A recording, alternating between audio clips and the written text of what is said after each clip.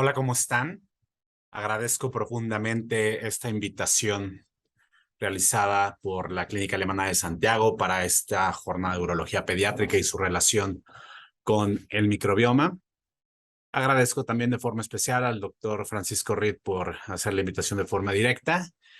Mi nombre es Rodrigo Vázquez, soy gastroenterólogo y nutriólogo pediatra. Ustedes dirán, ¿qué hace aquí un gastroenterólogo platicando con ustedes? Pero bueno, me he dedicado en los últimos años, prácticamente la última década, a investigar y a hablar sobre cuestiones de microbiota, específicamente microbiota intestinal, pues obviamente es mi área de expertise. Sin embargo, varios conceptos van a ver ustedes que se van a ver compartidos. Me pidieron hablar con ustedes acerca de cuestiones que tienen que ver con disbiosis y entender esta terminología de tal forma que empezaré desde lo más básico, que es factible que algunos de ustedes ya lo sepan y probablemente se repita con alguna otra charla que van a tener durante toda esta jornada, pero creo que no está de más el reforzar todo este tipo de conceptos. Estos son mis potenciales conflictos de interés. Doy pláticas para la industria, sin embargo, no tengo aparentemente ninguno para la realización de esta ponencia. Y finalmente, toda la información contenida está sustentada en artículos científicos publicados en revistas indexadas que finalmente ustedes están en la posibilidad de poder consultar. Por principio de cuentas, entender que creo que el primer acercamiento que tuvimos como comunidad médica hacia entender lo que era la microbiota fue lo que en algún momento empezamos a identificar o que nos mencionaron que existía un tipo de flora intestinal. Sin embargo, hay que saber que este término es completamente inexacto porque si bien es cierto, tenemos una gran cantidad de microorganismos a nivel de nuestro cuerpo, los únicos que no tenemos, o sea, tenemos todos, menos precisamente las plantas.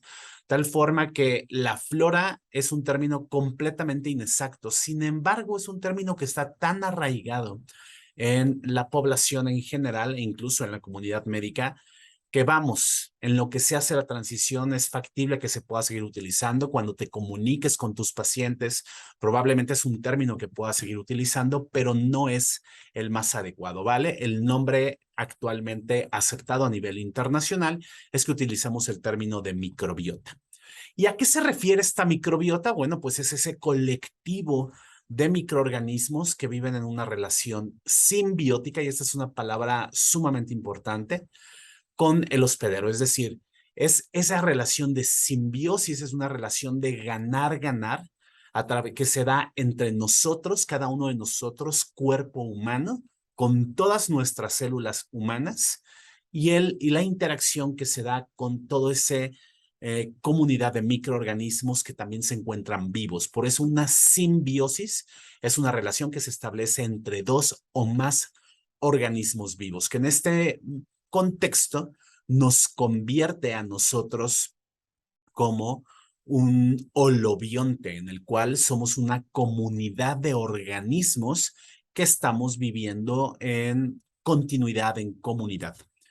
Y entender que si bien es cierto, la inmensa mayoría de la información que se tiene de la microbiota está en relación con bacterias, porque finalmente son las que más fácilmente se han podido estudiar o las que finalmente son las primeras que se han estudiado. Recordar que también está formado por arqueas, está formado por hongos, por virus, incluso protozoarios. Muchas de esa microbiota comensal que son mal llamados parásitos, porque la connotación parásitos le da una connotación negativa. Bueno, muchos de esos están formando parte de nuestro cuerpo y actualmente hemos identificado o aprendido a identificar el papel tan importante, procurador de salud que juegan estos. De tal forma que muchos autores se han dado a la tarea de llamar a este colectivo como si fuera el gran órgano olvidado. Cumple funciones y cumple con definiciones de un órgano. La microbiota humana en general, este gran órgano, se habla que puede pesar entre medio kilo hasta 2 kilos de todo nuestro cuerpo. Se habla que si yo juntara todas las células humanas, es decir, tomando en cuenta, pues, todas las neuronas, células a nivel gastrointestinal, células a nivel genitourinario, a nivel respiratorio, a nivel de tejido conectivo. Por cada célula humana, yo tendría o se refería que aproximadamente 10 células correspondían a estas células de la microbiota. Probablemente esta cifra sea menor y no sea en un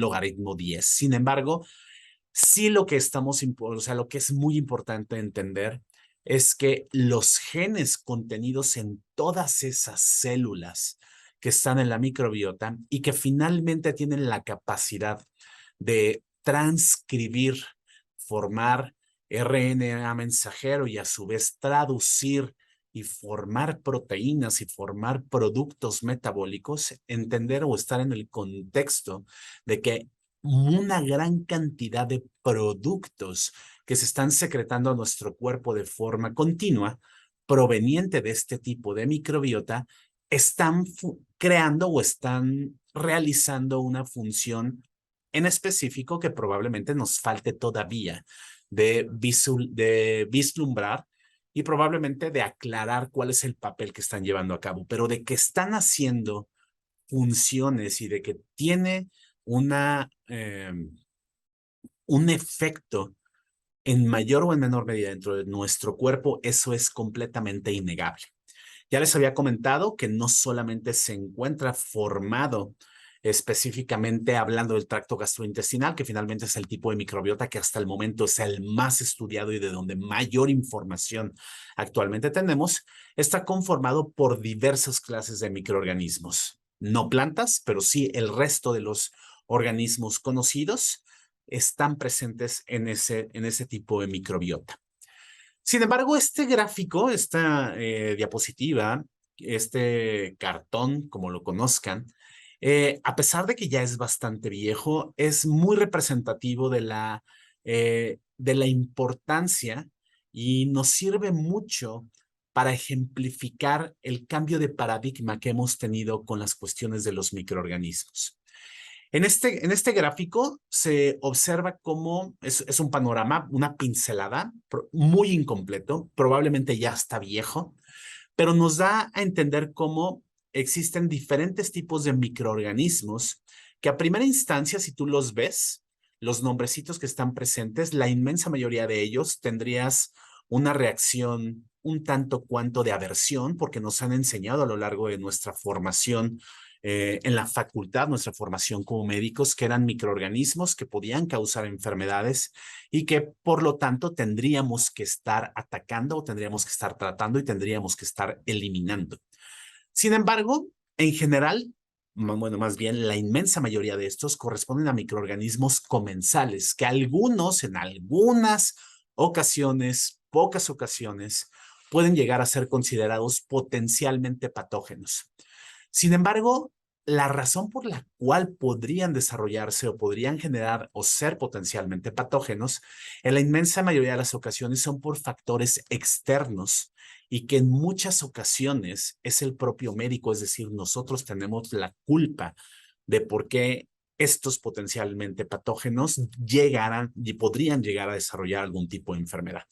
Obviamente es muy lógico de pensar que un microorganismo que se encuentre en un nicho o en un sitio en el cual no le corresponde, bueno, pues es muy probable que pueda tener la posibilidad de que pueda ser un potencialmente patógeno. Es decir, una Escherichia coli probablemente que viva normalmente en el colon, pues probablemente no tendría nada que estar haciendo a nivel de la vía urinaria y por lo tanto, pues es un agente que potencialmente podría tener un efecto patógeno. Pero como ustedes pueden identificar en el gráfico, E. coli está presente en el intestino de la mayoría de los sujetos sanos y por lo tanto hacer un coprocultivo de las heces en el cual salga Escherichia coli, pues no te debería de sorprender en lo absoluto.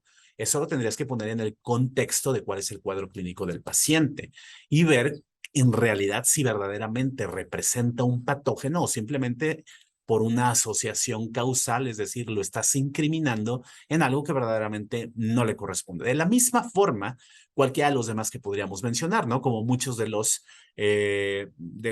estreptococos que pues, se encuentran a nivel de la cavidad de la garganta, a nivel de la cavidad faríngea, que evidentemente pues ahí viven. Si tú lo identificas a través de un exudado faríngeo, pues lo estás identificando en el sitio en el cual este se encuentra, de tal forma que no nos debería llamar tanto la atención. ¿Por qué me he dedicado tanto tiempo en este gráfico? Pues para ver, uno, en el arco externo, lo que es la circunferencia externa, esas columnas que están emergiendo, significa que mientras más grande, significa que tiene mayor abundancia de ese tipo de microorganismo. Y evidentemente vean cómo aquí estas gráficas, estas columnas están muy altas y corresponde a la cantidad de lactobacilos que se encuentran presentes a nivel de la vagina. Vean cómo son altos, hay una gran abundancia. Y esto es sumamente importante porque aquellos niños que todavía tienen la suerte de nacer por vía vaginal y no por cesárea, tienen, o sea, uno de los principales microorganismos que van a deglutir y que van a ir a colonizar su cuerpo, tanto en la piel, pero sobre todo a nivel del tracto gastrointestinal, pues son precisamente estos lactobacilos. Por eso, ahorita que veamos la funcionalidad de la microbiota, se podrá entender el por qué el nacer por parto natural, el nacer por parto vaginal, tiene buenas repercusiones. Y si a esto le añadimos que esos niños en los primeros 1500 días, 2000 días, reciban el mejor alimento que pueden recibir tanto los niños, pero también esa microbiota como lo es la leche humana, explica el por qué estas dos situaciones, tanto nacer por vía vaginal como recibir leche humana, tienen una implicación sumamente importante en la regulación de la microbiota y por ende de todas las funciones que tengan y por lo tanto disminuir el riesgo de que se presenten enfermedades en el inmediato y en el mediato y en el largo plazo. Pero bueno, iremos platicando al respecto de esto. Mucho de mi charla estará destinado a platicar acerca de la microbiota intestinal porque finalmente, por dos grandes razones. La primera es mi sesgo, soy gastroenterólogo y nutriólogo pediatra. Y la otra es porque es donde más se han hecho, o la inmensa mayoría de las investigaciones, más del 95% de la investigación que se tiene publicada actualmente, pues es de la microbiota intestinal. Esto no quiere decir que no exista microbiota en otros lados. Pero bueno, finalmente la microbiota, nosotros estamos tapizados a nivel de la piel y por lo tanto se llama microbiota tegumentaria, microbiota a nivel de la conjuntiva, microbiota conjuntival, microbiota a nivel del tracto respiratorio, microbiota a través del tracto genitourinario, por lo tanto, existe microbiota finalmente en toda superficie que potencialmente pudiera estar en contacto con el exterior o que tenga una vía que pueda llegar al exterior, va a tener irremediablemente una microbiota en mayor o en menor medida. Sin embargo, finalmente, del 100% de la microbiota que habita en nuestro cuerpo, el 95% se encuentra a nivel del tracto gastrointestinal y de esta, para la inmensa mayoría prácticamente se encuentra a nivel del colon. De tal forma que actualmente el colon en toda su longitud, desde el apéndice, que finalmente es el sitio donde mayor capacitación del sistema inmunológico por parte de la microbiota existe, actualmente se acepta que el colon, el intestino grueso, es un órgano que va más allá de simplemente absorber agua. Es un órgano donde ocurre la gran magia que lleva o que tiene la microbiota intestinal en todos los aspectos de nuestra vida, no solamente a nivel gastrointestinal. Los principales filum que han sido descritos, que son estos nombrecitos que tú vas a ver en las diferentes publicaciones de microbiota, específicamente la microbiota intestinal, corresponden a estos 5 grandes grupos. Es importante que sepamos que cuando tú oigas firmicutes, bacteroidetes, proteobacterias, actinobacterias y verrucomicrobia, estás refiriéndote a nombrecitos que están a nivel de filo o división. Y eso es muy importante porque estos son nombres muy genéricos. Están hablando de microorganismos que se están agrupando, que pueden ser ya a nivel de género o especie tremendamente distintos uno de ellos.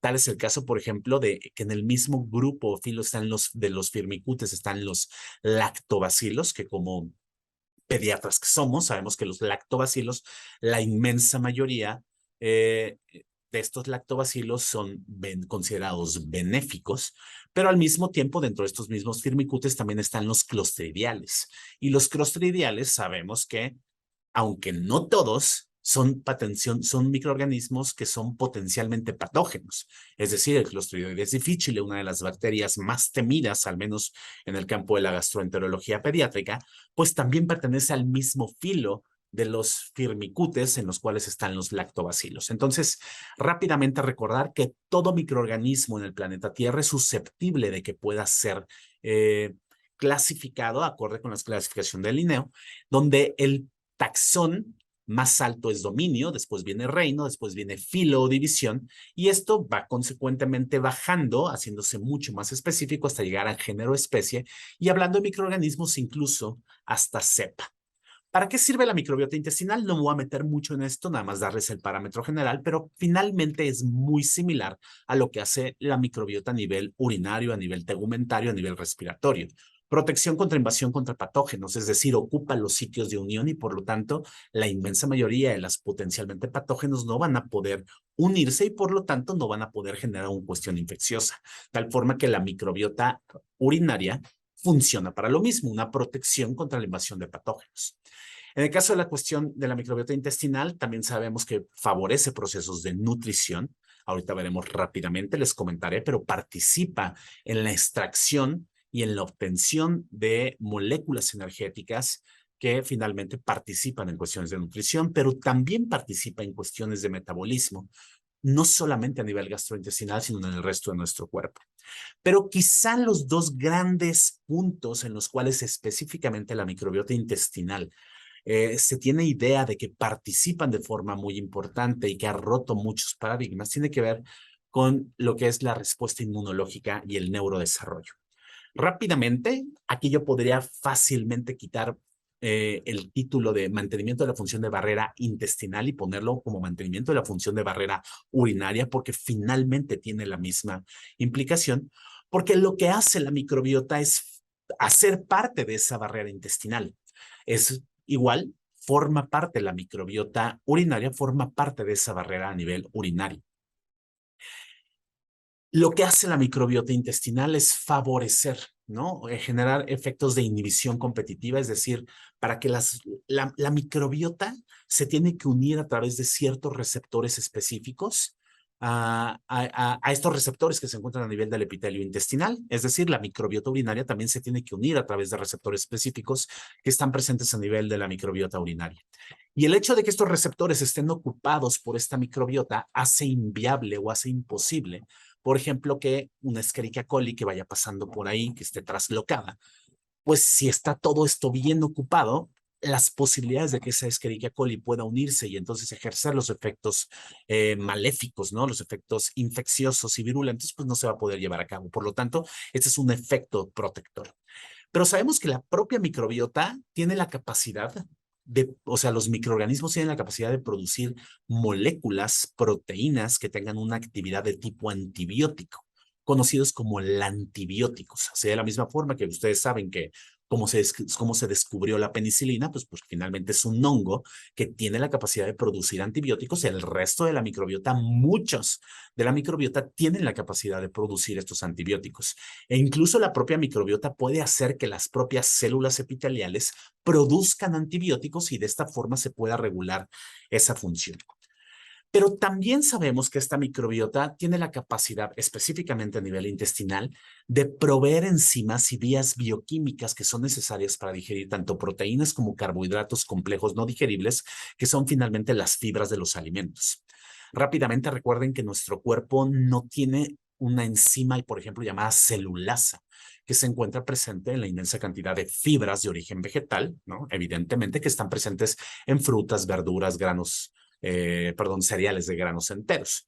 Es gracias a través de esta microbiota que esos prebióticos que están presentes en la dieta, a través de procesos de fermentación anaeróbica realizadas por la propia microbiota, que yo puedo obtener unos compuestos conocidos como ácidos grasos de cadena corta. Estos ácidos grasos de cadena corta, que son específicamente el acetato, el butirato y el propionato, son moléculas que finalmente son generadoras de ATP y producen entre 1 a 2.5 kilocalorías por cada gramo de estos ácidos grasos. Tal forma que ese viejo concepto que se tenía, que la lechuga, que las espinacas, que la hierba en general no daban energía, pues se ha ido al traste, no se ha roto ese paradigma y sabemos que sí puede generar esta energía. Sin embargo, esto no queda así.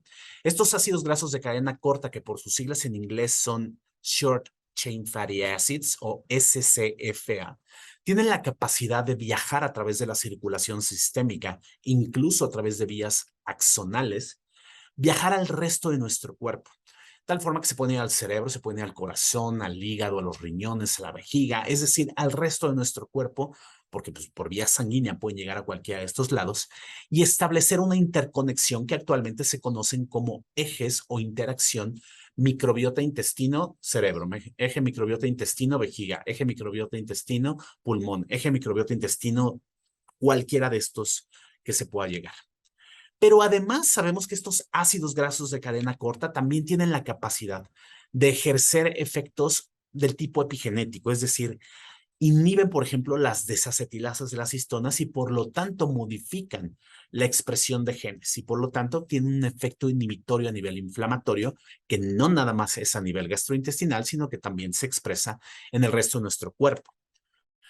Por lo tanto, uno de los principales efectos funcionales que sabemos que tiene la microbiota es la de participar de forma muy activa, pero muy preponderante en lo que es el desarrollo, la capacitación, regulación del sistema inmunológico. Vean aquí, simplemente a manera de esquema, esta bacteria probiótica o bacteria de la microbiota que tiene un patrón molecular asociado a la microbiota, se une específicamente con células inmunológicas que están presentes en el resto del cuerpo, no nada más a nivel intestinal. Por ejemplo, aquí el ejemplo es una célula dendrítica, una célula que es una célula presentadora de antígenos. Entonces, a través de unos receptores específicos del tipo de TLRs, ¿no? Receptores asociados se llaman parecidos a TOL, no hay una adecuada traducción, de la forma en cómo esta microbiota intestinal se une con este tipo de receptores o con este tipo de células, los receptores de estas células, dependiendo de cómo se lleve a cabo esa intercomunicación, pues va a ser la forma como esta célula dendrítica va a ir a expresarle y a comunicarle toda la información a la célula T y finalmente, pues la forma en cómo va a ocurrir que esta célula T se dirija hacia o se transforme, ¿no? Hacia una célula TH1, TH2 o T reguladora y por lo tanto se lleven a cabo todos los procesos coordinados a nivel, a nivel del sistema inmunológico. También esta unión favorece el desarrollo de las células linfoides innatas y que estas células linfoides innatas finalmente se regulen, se capaciten y como ustedes bien saben, toda esta información no solamente se queda a nivel intestinal, si bien es cierto, el 80-90% de las células inflamatorias o las células del sistema inmunológico se encuentran presentes a nivel intestinal, no significa que solamente se queden ahí, sino que estas pueden migrar a través de toda la vía linfática, de los linfonodos, e ir hacia múltiples, hacia todo el resto de los órganos, incluido a nivel desde el punto de vista urinario. De tal forma que aunque nosotros desde un punto de vista académico hemos ido separando, ¿no? Las especialidades, neurología, endocrinología, gastroenterología, urología, hay que recordar que todo en mayor o en menor medida se encuentra interconectado. Y quizá una de las cosas que más nos han explotado la cabeza, cómo entender que existe una intercomunicación entre la microbiota intestinal y nuestro cerebro y cómo esta comunicación es bidireccional y cómo incluso regula procesos, tanto nuestro estado de ánimo depende mucho de la microbiota que yo tenga a nivel intestinal.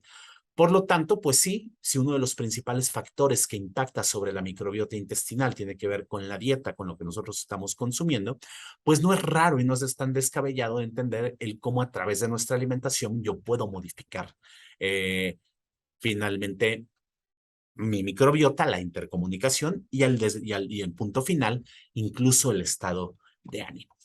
Pero hay que entender que también la microbiota intestinal recientemente a través de todas estas intercomunicaciones que se encuentran presentes a lo largo de todo nuestro cuerpo, pues participa de forma activa en muchos otros procesos y actualmente sabemos cómo, por ejemplo, puede llegar a participar en la regulación de la presión arterial, en la regulación de cuestiones cardiológicas, tal forma que no es extraño que pueda participar en la regulación de muchos otros procesos.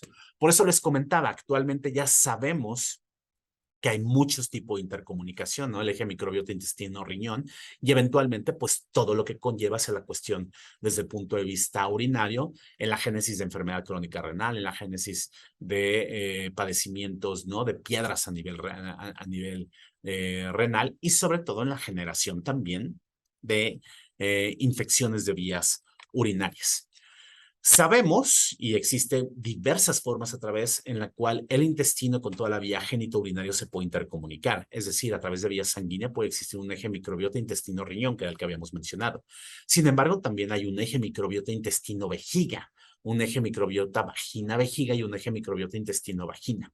Tal forma que independientemente de, aunque pensemos que se encuentran muy separados, pues todos los efectos o todos los factores que eventualmente pudieran condicionar cambios a nivel de la microbiota intestinal, en mayor o en menor medida, van a tener una repercusión o podrían tener potencialmente una repercusión en cualquiera de estos órganos a nivel de riñón, de vejiga, de vagina, etcétera. Ahora bien, hay que entender que hay cambios de la microbiota intestinal a lo largo de la vida y de la microbiota en general, pero específicamente la microbiota intestinal, como ustedes ven en este gráfico, en lo que se está estableciendo eh, hay toda una revolución, está completamente inestable, ¿no? O sea, está toda loca, por así decirlo, hay cambios muy abruptos, de repente la diversidad, el enriquecimiento sube muy rápido, hay cambios en los diferentes tipos de especies, de tal forma que se habla que en los primeros 1500 días, en los primeros 3, 4 años de la vida extrauterina, están ocurriendo este tipo de situación para posteriormente, como les comentaba, alrededor de los 4 o 5 años, llegar a un periodo de relativa estabilidad. No quiere decir que la microbiota esté estable. Sin embargo, los cambios, estos grandes movimientos o modificaciones de la microbiota, la verdad es que son muy pequeños, siempre y cuando no haya factores externos que lleguen a agredirla. Llega a una relativa estabilidad para finalmente, en el momento final de nuestra vida, llegar a lo que es conocido como un relativo colapso básicamente a nivel gastrointestinal, una caída muy abrupta en la proporción de bifidobacterias que ocurre, coincide con los procesos de senescencia, de tal forma que entender este punto es muy importante, porque si bien es cierto que hay que cuidar nuestra microbiota a lo largo de toda nuestra vida y sobre todo todos esos factores, se vuelve muy importante en los primeros momentos de esta vida. Hay muchos factores que influyen en esta microbiota, pero sabemos que los principales ocurren en esta primera etapa de la vida. Ustedes vean la microbiota propia de la mamá guarda un punto importante, como les había mencionado, a nivel de lo que la mamá tenga de la microbiota a nivel rectal, incluso gastrointestinal, a través del eje de intercomunicación. Finalmente, a través del eje microbiota intestino-vaginal, pues se va a ver una intercomunicación y una relación, tal forma que la microbiota que la mamá tenga al momento del nacimiento de ese niño va a tener un punto importante, porque dependiendo del tipo de nacimiento, pues va a ser el tipo de microbiota que ese niño va a empezar a deglutir o va a ser la microbiota que va a empezar a formar parte de su cuerpo. No es lo mismo la microbiota de un niño prematuro de aquella que no es prematuro. No es lo mismo la microbiota de aquel niño que recibe leche materna, que como sabemos tiene oligosacáridos de la leche humana, que incluso se tiene evidencia que estos oligosacáridos de la leche humana, aunque la inmensa mayoría no van a ser absorbidos, una proporción pequeña pueden ser absorbidos, van a llegar a la circulación sistémica y llegan a nivel renal, son eliminados a través de la orina y cumplen funciones importantes favoreciendo cierto tipo de microbiota que se encuentra a través de la vía urinaria, de tal forma que la leche materna sí tiene repercusión sobre el tipo de microbiota a nivel urinario. Evidentemente, también efectos deleterios como la presencia de infecciones, el uso de antibióticos, el uso de medicamentos, van a tener su contraparte y que hablaremos un poquito más adelante sobre los efectos negativos que puedan tener.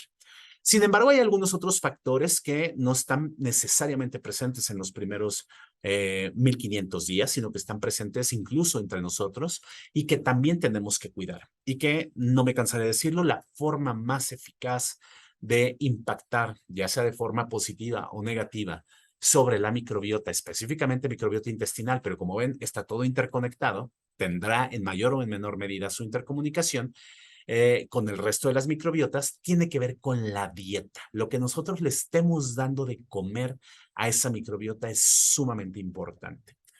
Sin embargo, también el ejercicio, el estrés, el alcoholismo, el fumar tienen efectos deleterios probados. Una mala hidratación, el no dormir bien, todo eso impacta sobre la microbiota. Por eso, cada vez más está regresando esa tendencia a que nunca se debió de haber perdido acerca de estas medidas higiénico-dietéticas, ¿no? Las medidas de cambios en el estilo de vida que deben de formar parte importante en estos sujetos.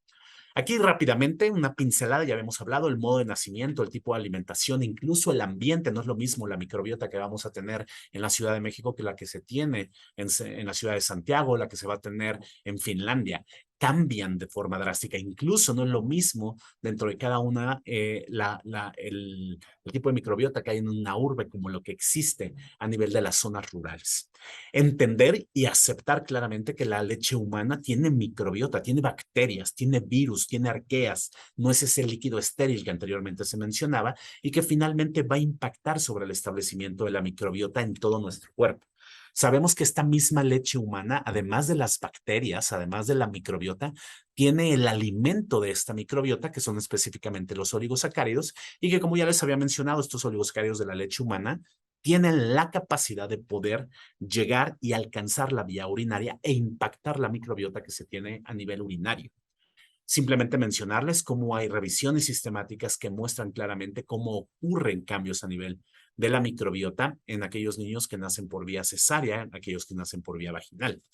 Y evidencia, al menos desde el punto de vista descriptivo, de que cambia la microbiota vaginal entre un parto término y un parto pretérmino.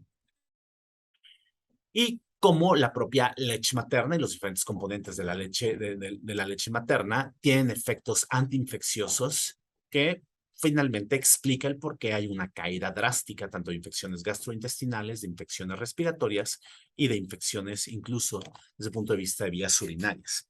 Uno de los principales enemigos de una microbiota, no solamente a nivel intestinal, sino a nivel de donde sea, pues tiene que ver con el uso de los antibióticos y ustedes sabrán claramente cómo los antibióticos que aunque yo esté dando por vía oral, tienen efectos a nivel sistémico y no es raro que, por ejemplo, mujeres que toman antibióticos a lo mejor para una infección a nivel de las vías aéreas superiores, que se las toman por vía oral, que van a tener un efecto muy directo sobre la microbiota intestinal, puedan llegar a presentar, por ejemplo, salida de un flujo vaginal porque ocurren cambios a nivel de la microbiota a nivel vaginal.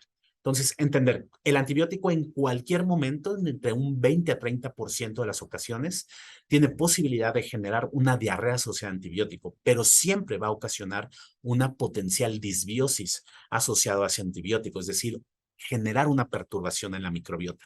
Y aunque en la inmensa mayoría de las ocasiones pareciera que esa microbiota, por la capacidad de resistencia y de resiliencia que tiene, va a regresar a su punto previo, la verdad es que sí puede haber una alteración en el desarrollo metabólico inmunológico e incluso un enriquecimiento potencial de reservorio de genes de resistencia a antibióticos.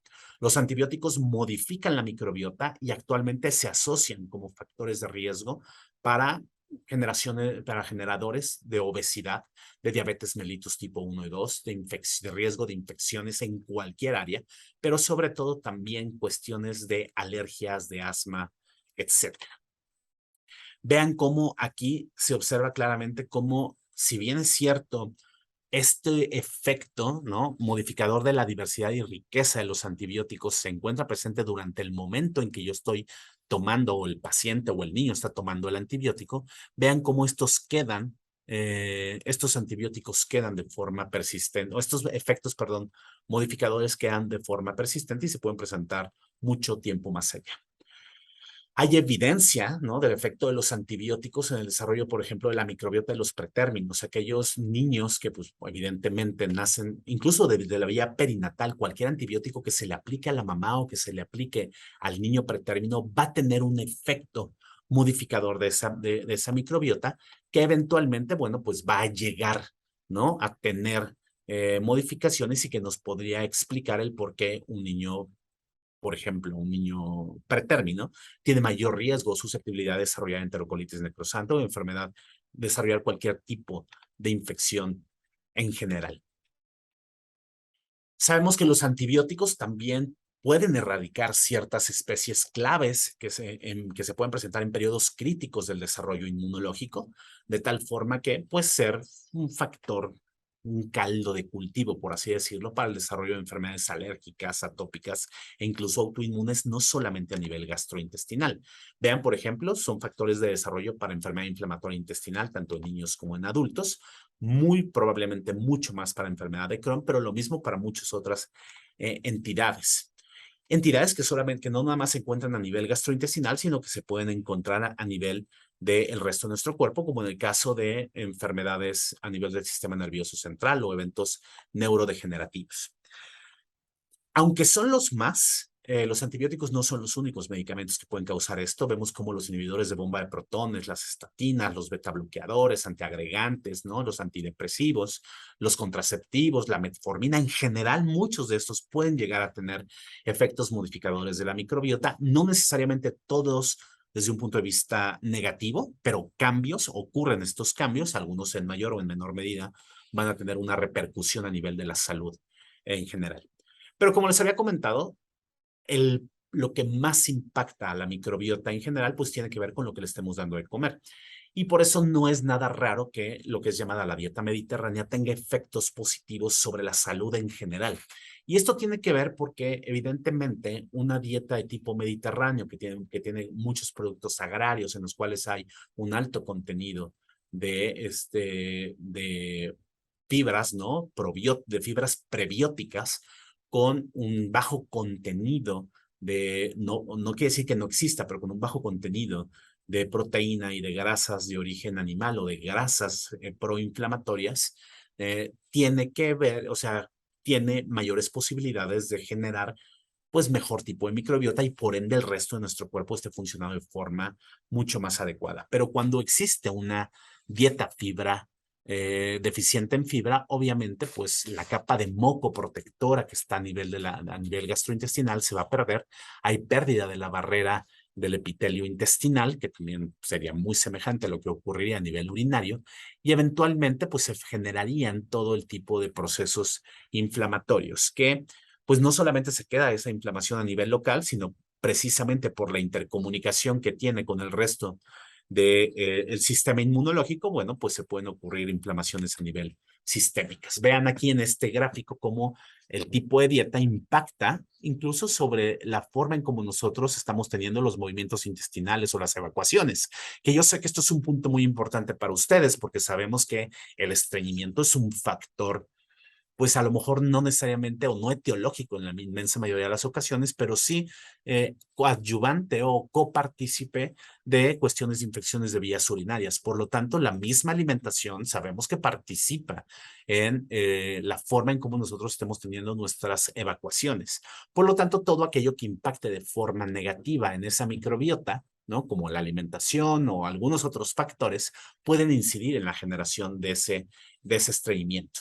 Es por eso que actualmente entendemos que todo lo que afecte una microbiota que se considera de forma saludable va a poder tener efectos negativos generando este proceso de disbiosis. Por lo tanto, la disbiosis es toda esa alteración funcional y en la composición de la microbiota que finalmente, resultado de factores ambientales o relacionados con cada uno de nosotros, altera el ecosistema microbiano a un grado que excede las capacidades de resistencia y de resiliencia. Clásicamente se caracteriza por la combinación ya sea de un incremento, ¿no? Una explosión de los patobiontes, o sea, una sobrerepresentación de los patobiontes, una pérdida de los microorganismos comensales considerados benéficos, pero sobre todo en la inmensa mayoría de las ocasiones con una reducción en la diversidad. Sin embargo, la buena noticia es que puede haber una rebiosis, es decir, podemos restablecer esa comunidad bacteriana a un estado de salud. Y existen diferentes tipos o mecanismos de rebiosis, pero el principal, el más eficaz, tiene que ver con las cuestiones de dieta o los prebióticos. La dieta es lo más importante, al menos desde el punto de vista gastrointestinal. Sin embargo, sabemos que dentro del mundo de los bióticos, los probióticos pues son de los que más hemos tenido recientemente esta información. Y es por eso que actualmente, aunque estamos entendiendo que debemos de tomar en cuenta el estilo de vida completo, ¿no? El realizar ejercicio, hidratarnos bien, el no desvelarnos, ¿no? No fumar, tener una nutrición que en la medida de lo posible, incluso estamos esperando que pudiera ser una nutrición mucho más individualizada. Dentro del mundo de los bióticos, los probióticos se han colocado como estas herramientas o estrategias que potencialmente podríamos llegar a utilizar. Un probiótico es un microorganismo vivo que cuando se administra en una cantidad adecuada confiere efectos benéficos al hospedero. Y como ustedes ven en la definición, no dice nada absolutamente de que tenga que ser dado a nivel intestinal. Si bien es cierto, la inmensa mayoría de los probióticos están destinados o se están tomando por vía oral, cada vez más está desarrollándose investigación para que ocurran probióticos o para que tengamos probióticos a nivel tegumentario, a nivel vaginal, ¿no? Para que se puedan administrar a través de otras vías. Desde el punto de vista gastrointestinal, un probiótico que se ingiere por vía oral, pues en general se puede presentar de diferentes formas, pero no el hecho de que, o sea, no todo lo que se comercialice o que se suponga que son probióticos corresponde. Es decir, los alimentos fermentados, aunque puedan tener bacterias, no necesariamente se convierten inmediatamente en un probiótico porque se tiene que tener la evidencia demostrada en ensayos clínicos, en estudios, de que genera un efecto benéfico sobre la salud.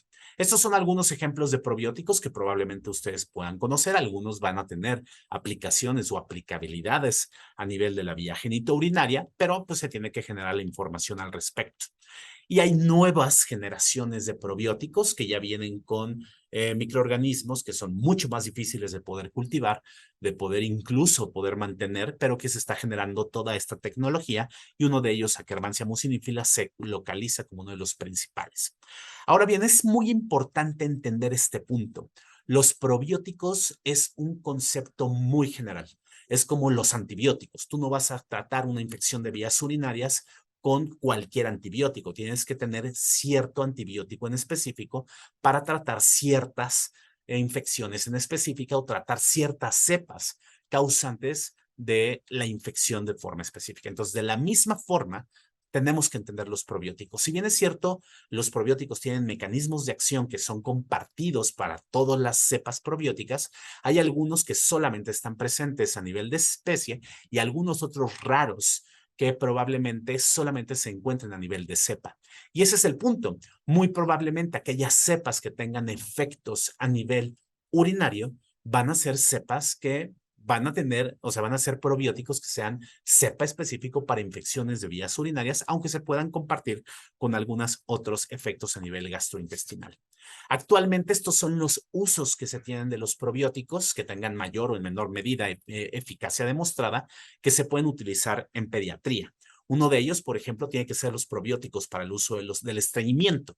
Sin embargo, a pesar de que hay varios estudios, hasta el momento, si bien es cierto, pueden impactar en la microbiota gastrointestinal y potencialmente tener un papel, hasta el momento, como tratamiento único en el manejo del estreñimiento, no se encuentran indicados, ya que no han demostrado superioridad a los tratamientos actualmente considerados como estándar de oro, tanto en pacientes pediátricos. Hay estudios en pacientes adultos en los cuales por sí solo esta cepa probiótica sí puede generar un efecto modificador de las evacuaciones sin que se tenga que dar un tratamiento laxante que se tiene que utilizar. Pero en la parte pediátrica, hasta el momento, no podemos emitir ningún tipo de recomendación de que por sí solo una cepa probiótica sea el tratamiento único para el manejo del estreñimiento.